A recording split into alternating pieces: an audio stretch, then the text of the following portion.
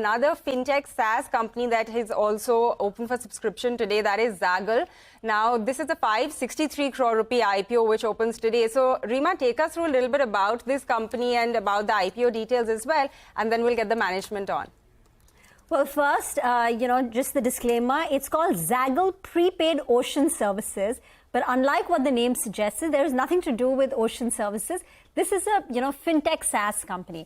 Now, most companies, Prashant, many companies issue prepaid cards to their employees. It could be for travel expense because they're traveling, outstation. It's a prepaid loaded card. Or sometimes it could be for rewards.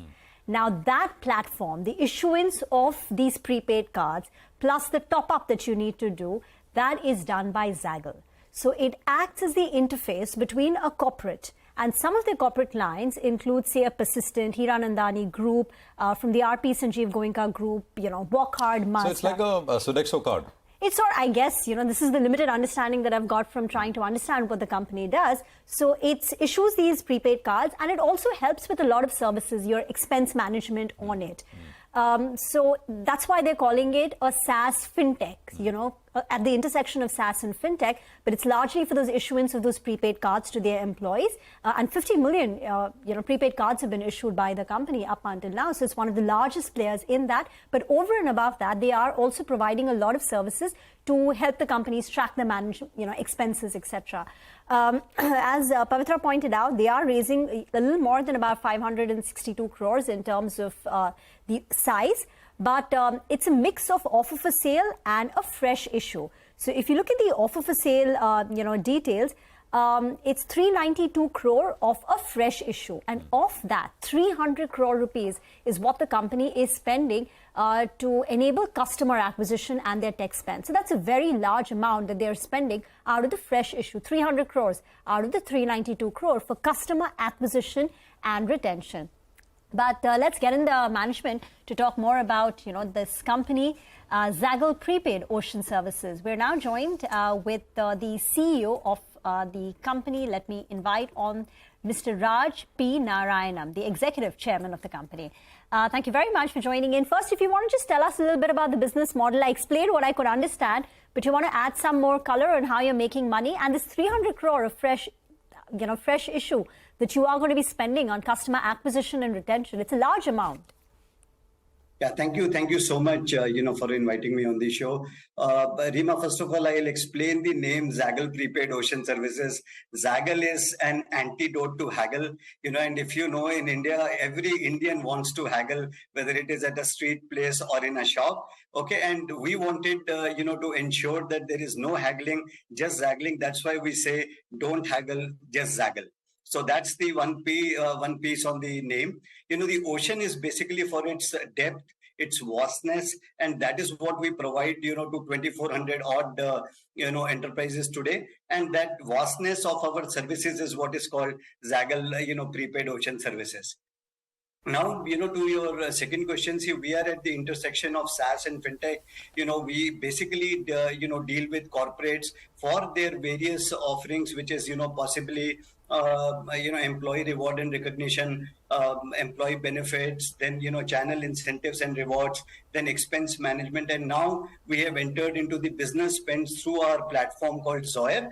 And Zoyer is an accounts payable platform. And earlier, we were all, dealing in prepaid cards. We used to have two pieces. We will provide the software to do the computation and then provide a, payment instrument for them to do a transaction and a redemption. Now, this year, which is, March ending 2023, we have started, the credit card as well. So now our offering would be, prepaid as well as credit card. And the reason, we are raising 300 crores for, overall, we are raising 490 crores in primary and 171 crores is in the OFS. So, and why we are using 300 crores for, the customer acquisition and retention is that, as we are expanding in 2020, we had about 400 odd clients. Today, we have about 2,400 clients.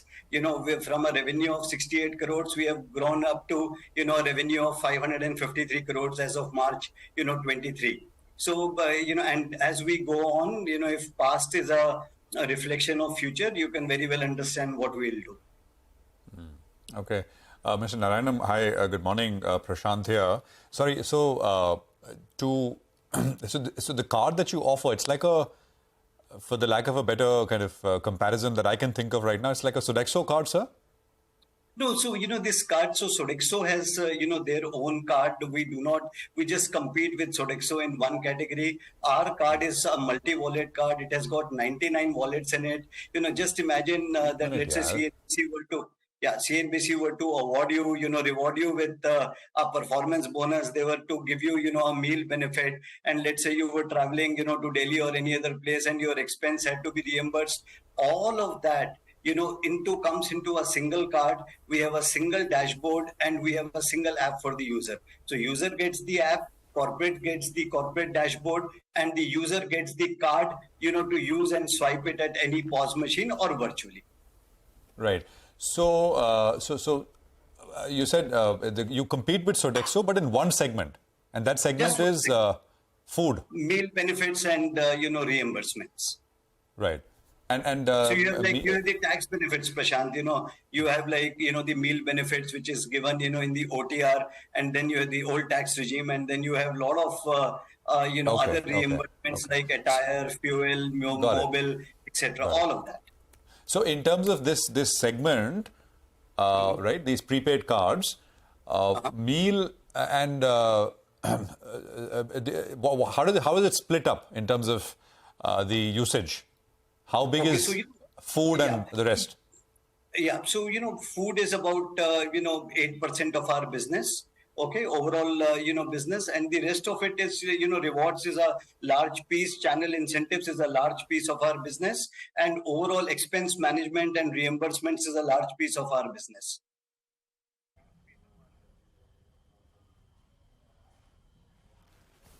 Okay.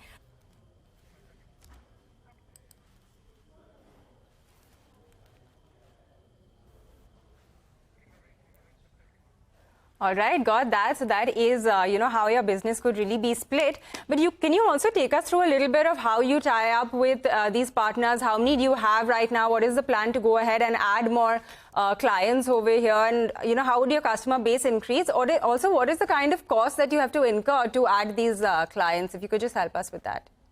So, we are extremely, if you look at, our CAC is low in terms of acquiring the, corporate. So, we have a digital as well as a, physical model. We have, feet on the street. We have, a full-fledged inside sales team. So, our acquisition, of these corporates is easy. But then what happens is when the users are using it, sometimes, Indians users, all of them, really want to get a deal on it, for them to go ahead and use it. So, for that purpose, when the corporate transfers the money on the prepaid card, it remains as a float with the bank. But, when they swipe it is when we bill the bank. Okay, so that is why what happens is that, we have to nudge the users to go ahead and spend more and more. The more they spend, the more money we make.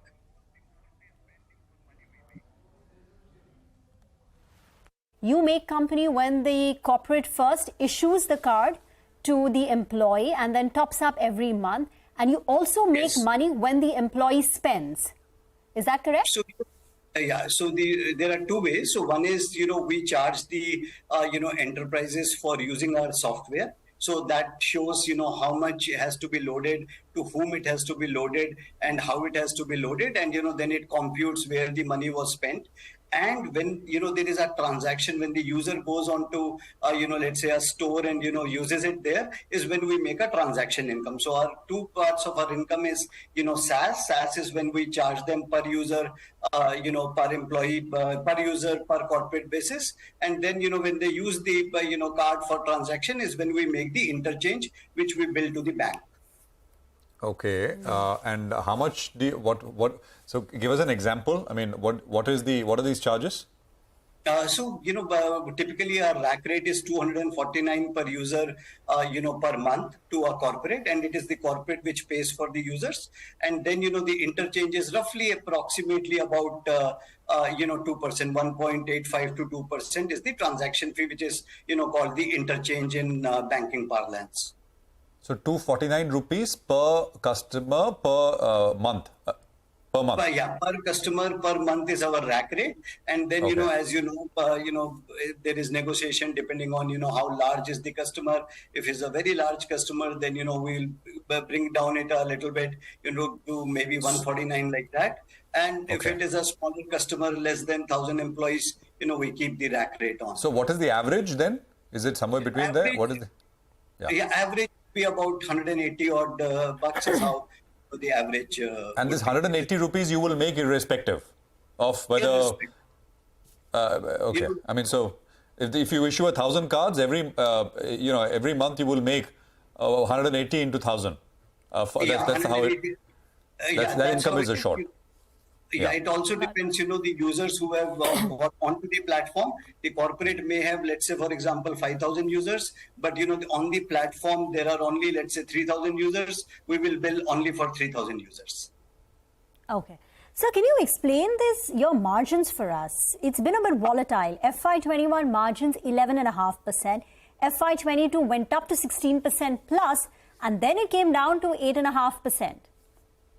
So, but there are, I'll tell you why, those margins have, come down. There are two, reasons, for it. One is that we are launching the credit card piece, which got launched in, March. We spent a lot of money, about 13.5 odd crores on, on developing this piece for credit card. The entire Rails infrastructure, of the credit card was built, and we signed up with multiple banks for the credit card piece. So that is totally expensed out. Okay, so that's why you see that the margins are reduced a little bit. The second is the ESOP expense. We as a policy of sharing the wealth with all our employees went ahead and gave ESOPs to every employee, right from an office boy to the MD. Everybody was given ESOP, and we took a hit of about 14.6 crores there. If you add both of those back, you will see an extremely healthy margin. And these are like one-off activities which are not going to get repeated often in the future. What are sustainable steady state margins from here on? Can't make any forward-looking statement, but what I would say is that what we have done previous year, we will be easily able to maintain and increase them. Okay, and just one thing in terms of income that you make, say, what is the split between the assured income and the interchange? Yeah, so assured income is roughly about 15 to 18% of the interchange. Interchange last year was 170 crores, and we had like 25 crores of SaaS fee. Okay. And just one point, how many cards outstanding, how many customers really in that sense do you have? Yeah. And what is the rate of addition that you've seen over the years, and what do you expect going forward? Sure. So, just to give you a, brief, in April of, let's say 2020, we started with about 410 odd clients, which became 1196, went up to 1800, and this year end, which is March 23, March 23 is about, 2400 customers. That is how the customers have increased. That is 2400 corporates, right? Corporates. So no, I mean customers. How many individual users? So sorry, users, yes. Users. So we are like about 22 lakh users, which is about 2.27 to be precise, is the number of users. And how many of them drop off? Do you have any corporates who've discontinued your service? So ours is an extremely sticky proposition, because we integrate through APIs. Our integration gateway called Zaggle Integration Gateway. Zig is a beautiful product, so we integrate with their with their ERPs, and the retention rate is above 98%. So 1.57% is the drop-off rate, or you can say that corporates who moved off. So 22 lakh will be what number next year? Every year, how many customers users do you add? What's been the run rate? So, it also depends. See, Prashant, there is no exact, formula. But roughly, would it? Yeah. Roughly, we typically add about 6 to 8 lakh users. And then there is some iteration which happens in the users. So let's say we buy, we get a very large corporate, and that corporate is not adding people, it's removing people. Then there will be some iteration. If they're adding people, our number of users will grow. So net every year, what is the accretion in users? For about last 3-4 years, it has been in the range of 500,000 to 600,000. Okay, 5 lakh to say, and your user base is 22 lakh. Yeah, user base is 22 lakh, and last year was an exceptional year when we added many more users. But general, on an average, you take it as that about 5 to 6 lakhs users is what we would be adding. And you'll be able to do it. I mean, you'll be able to maintain this pace. Going forward as well. Prashant, this year, I'll just tell you that we are a highly capital efficient company. With just about less than 15 odd crores is what capital we raised, and we have been able to reach here. I'm a first generation entrepreneur. Imagine with the money what we are raising, what we'll be able to do. Got it, and we wish you all the luck for it. So great conversation. Sorry if we kind of probed you a bit too much, but we were just trying to understand, the business. But good luck, sir. Thank you very much, and we hope to speak with you soon again, around the listing time. So thank you. Thanks very much. Okay, so that is the new IPO, which is opening up. We hope that kind of provided you some idea about what the business is about and, the overall picture, really. So unique business in that sense. And Rima, that's the thing, right? I mean, with so many IPOs, it's not...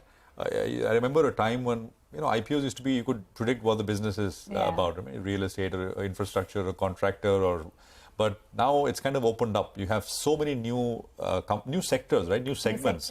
And the way people are making money, right? Yeah. So a lot of time is spent in now understanding their business model, what drives their financials, the P&L.